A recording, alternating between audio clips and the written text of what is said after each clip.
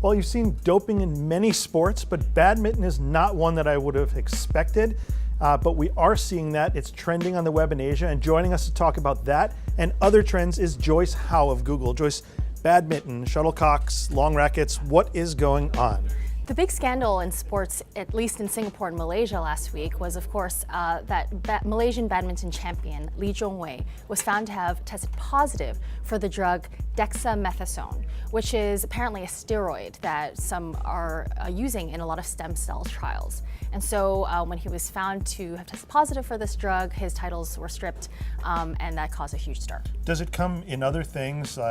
Is he saying it's inadvertent, or? He's saying that it's in a lot of experimental drug trials, but in any case, it kind of triggered the positive testing for drugs. So moving on, what else are we seeing that people in Asia are searching for on Google? A big pan-Asian trend this past week was WhatsApp's blue ticks. So if you're a heavy user of WhatsApp, the mobile messaging app, you will have noticed a new feature, which is when you send somebody a text message on WhatsApp, one tick shows up. And then if it gets sent to the server, two checks show up. And now, starting this past week, when they read the message, you get a blue set of double ticks. Ticks like check marks? Yes, well, exactly. Americans would call it check marks, but everyone else seems to call it ticks. And what's interesting is that even though WhatsApp is an American company, its use is really primarily outside of the US. So people were calling it blue ticks because that's what they call those things. And I remember seeing the story that some people are getting flipped out by this. What's the big issue? Yeah, it's caused a lot of heartache and grief, you know, when you send somebody a text message and they don't respond. A lot of the buzz online was about the fact that people should have been able to read your text message, right? This blue check mark, they don't have an excuse anymore.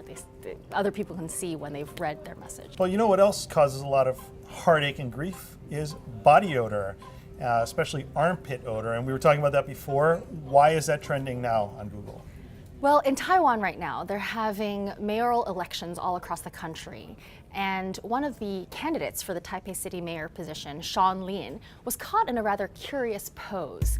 It kind of looks like this, where he's doing, you know, this kind of strange pose. And a lot of people are dubbing it the 文业青年 pose, or armpit sniffing youth. So this, of course, spawned a lot of hilarious memes online. A lot of celebrities and sports people in Taiwan are posting pictures of themselves doing that pose. It could also be a hard-hitting issue here in our studio when a middle-aged guy is doing the same thing. Joyce Howe from Google, thank you very much for joining us and talking about trends in Asia. Thank you.